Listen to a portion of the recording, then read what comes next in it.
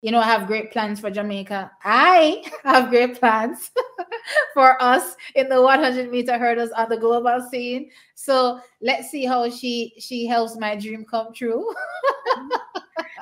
Welcome back, trackies. So by now you know that Ackera Nugent made the big switch from Baylor University to the Arkansas Razorbacks. And if that was not life defining enough, she ran 7.88 in her first race to set a new school record for the Arkansas Razorbacks. And my new track is she already set 7.89 for the school record at Baylor University. And so already you see that this switch, if anything else, is working out in Ackera's favor. Now, track is when Ackera, in her post-race interview, Ackera said she expected to go fast, but still the 7.88, she's pleased with the time. She didn't expect that she would go that fast, and she's happy to have a school record at Baylor University, and she's happy to get this school record at Arkansas as well. So track is so T, first tell me what you thought about Ackera's race. How the mechanics of it, how good did she look, and were you surprised by the time, or were you surprised by her switch to Arkansas? Yeah, let's take that part first. I remember last season when she was running for Baylor, she was doing a lot of events. She was doing the 100 flat, and she was doing the 100-meter hurdles. No, yeah. And then obviously if you cut it down, then it would be the 60 flat and the 60-meter hurdles. But the thing about those events is that they literally run back to back. And so you literally don't have any rest between both of them. So it was interesting because last season there was a call asking the question that, hey, is she being overworked? And I remember she came out in an interview and she said, no, she's fine. This is the best treatment she's ever gotten.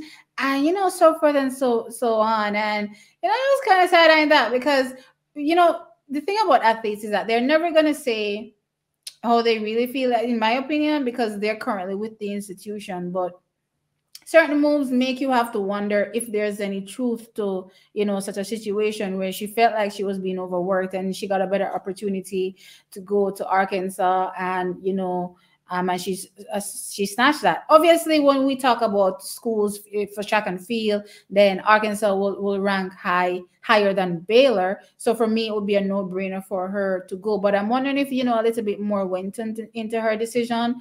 But anyway, with that said, Arkansas, as you know, is an awesome school for technically when it comes to the hurdles. The great Amara McLeod that, gave us our first Olympic gold, world champion gold, indoor gold as well, went there. And we saw how amazing he did. And, if they have such a program there, I'm expecting her to go much, much faster.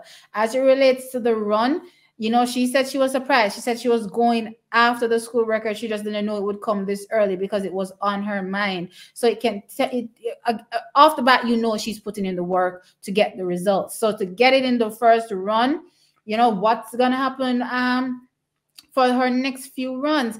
And right now, the 100-meter hurdles or the 60-meter hurdles is very, very tight. There are so many girls that are killing it. And that little extra, getting technically a bit better in whatever area you can, will put you that further ahead of somebody else or your competitors. So for me, I love what I'm seeing with Ackera. I loved her run. I don't really think it was I want to see her against a better field. Let's say that much. So I want to see her run against a stronger field so that I can have a better gauge as it relates to what she has to offer. Because really, she swept those girls, and for me, it just looked like she was just doing enough to win. She didn't look like she stamped her foot down and gave all she had in that particular race. So I know going on, you will see her get faster. But what I'm saying is, in this particular race, I didn't get the vibe that was all she had for that race. So if she was pressed, I felt like more could have come out of her. So that for me is a great thought. So let's see what happens. Want to see her get run against persons that are more competitive with her, or running the times that she's running, or closer to her, so we can squeeze out that little extra faster time kind of thing. So, but for me, I love it. I love it. What does it mean for the 100? Well, she was ranked as one of Jamaica's top four athletes in the 100-meter hurdles last season, and ranked in the top 10 for the discipline overall in the world. Right? Let's not forget that. A lot of persons would say, yeah, that time was at altitude, blah blah blah. At the end of the day, the time stands, right? And she ran that time. So if she's ranked top 10 in the world from 2022, she's looking to remain there or go better. And especially in our hurdles video, I think I responded to someone talking about Toby, asking me why I put the person in the thumbnail. And I'm like, you always have to be cognizant of the ceiling and try to attain that or go better. So for her to be cognizant of, and I know it is athletics, obviously they know who is running what times around them, but it's good to hear it out of them that they're cognizant of what's going on, and they keep pressing. So that's the vibe I get. I'm hoping that we can see great things from her this season. I have great plans for Jamaica. I have great plans for us in the 100-meter hurdles on the global scene. So let's see how she helps my dream come true. Oh my God. Okay, well, Trackies, I think T covered all the bases relating to Ackera. And just to reiterate, or just to pinpoint something that she said, relating to all those races that Ackera was doing back at Baylor, that ultimately led to her getting injured. And T and I definitely had her top pick in the top for the Jamaican ladies. She definitely figured top 5 for sure in the ladies last year, and she got injured just before the trials, so she was not able to live out that dream. So, luckily for Ackera, it's another world championship year. She looks amazing at running fast. She lost some weight too. She looks much slimmer. I forgot to mention that.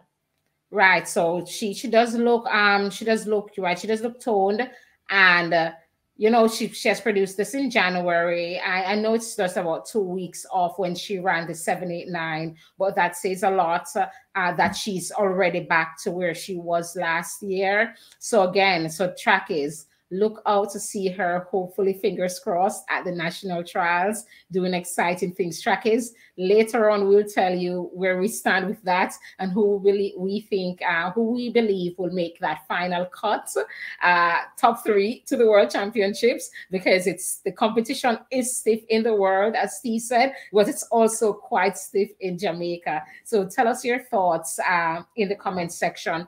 Now that Ackera has re-entered the conversation, and I need to add that Janique Brown is training in Jamaica.